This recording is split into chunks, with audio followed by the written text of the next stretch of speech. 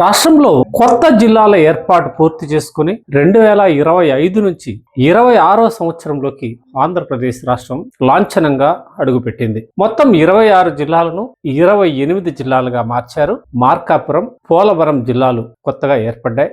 అన్నమయ్య జిల్లా కేంద్రాన్ని మార్పు చేశారు. ఈ జిల్లాల ఏర్పాటు ఎక్కడా వివాదాస్పదం కాకపోయినా అన్నమయ్య జిల్లాలో మాత్రం జిల్లా కేంద్రాన్ని రాయచోటు నుంచి మదనపల్లికి మార్పు చేయడం పెద్ద వివాదాస్పదంగా తయారైంది. ఈ నేపథ్యంలో రాయచోటిని మార్చరాదంటూ పెద్ద ఎత్తున ఆందోళనలు జరిగాయి. ఈ నేపథ్యంలో వాస్తవంగా రాయచోటికి ద్రోహం చేసింది ఎవరు అని ఒకసారి పరిశీలిస్తే రాయచోటి కేంద్రంగా ఏప్రిల్ 4, 2022లో అన్నమయ్య జిల్లా రూపొందింది. ఇందులో రాయచోటి డివిజన్, రాజంపేట, మదనపల్లి డివిజన్ కూడా ఉంది. ఈ జిల్లాల మార్పు చేసే సమయంలో చంద్రబాబు నాయుడు సర్కార్ రైల్వే కోడూరు ప్రాంతాన్ని తిరుపతి జిల్లాలో, రాజంపేట ప్రాంతాన్ని కడప జిల్లాలో విలీనం చేసింది. మదనపల్లి కేంద్రంగా అన్నమయ్య జిల్లాని ఏర్పాటు చేసింది. ఈ క్రమంలో రాయచోటి ఒంటరి డివిజన్ గా మిగిలిపోవడం, మదనపల్లి జిల్లాలోనే కలిపివేయక తప్పని పరిస్థితి. ఈ నేపథ్యంలో వైఎస్ఆర్సీపీ నాయకుడు, రాయచోటి మాజీ ఎమ్మెల్యే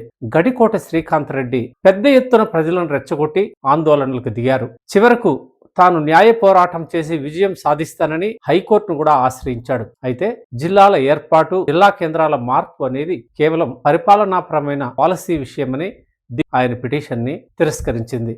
ఇదే క్రమంలో చాలా పిటిషన్లు దాఖలైన వీటి కూడా ఇదే గతి పట్టింది. ఈ నేపథ్యంలో గడికోట శ్రీకాంత్ రెడ్డి ప్రజలను రెచ్చగొడుతున్నాడు అని పలువురు రాజకీయ నాయకులు అభిప్రాయపడుతున్నారు. ఎందుకంటే వాస్తవంగా ఆయన జిల్లా ఏర్పాటు చేసే సమయంలో రాయచోటి కన్నా మదనపల్లి అన్ని విధాల అర్హమైంది అయినప్పటికీ తనకున్న పలుకుబడి జగన్మోహన్ రెడ్డిని ఒప్పించి రాయచోటిని జిల్లా కేంద్రం చేయడమే తప్పని పలువురు అంటున్నారు. అంతేకాకుండా రాయచోటిని జిల్లా చేసినప్పుడు ఈయనకు నిజంగా చిత్తశుద్ధి ఉంటే దాన్ని నోటిఫై చేసేవాడని, ప్రభుత్వం మీద ఒత్తిడి తీసుకొచ్చి దాన్ని శాశ్వతంగా ఉండేలా చర్యలు తీసుకునేవాడని పలువురు విమర్శిస్తున్నాడు. రాయచోటి జిల్లా కేంద్రంగా నోటిఫై చేయకుండా ప్రస్తుతం జిల్లా మార్పు చేశారని పెద్ద ఎత్తున ప్రజల్లోకి వెళ్ళి ఆందోళన చేపడితే రాజకీయంగా లబ్ధి జరుగుతుందేమో కానీ పరిపాలనా పరంగా కాదు.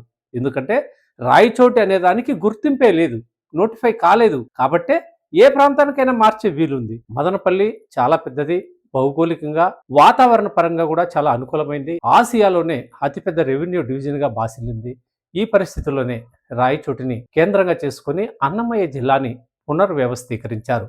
ఇప్పటికైనా ఆయన ఈ అనవసర ఆందోళనలు నిలిపేయకపోతే ప్రజల నుంచి తీవ్రమైన వ్యతిరేకత ఆయన వైపే మల్లుకునే అవకాశాలు ఉన్నాయని పలువురు అభిప్రాయపడుతున్నారు.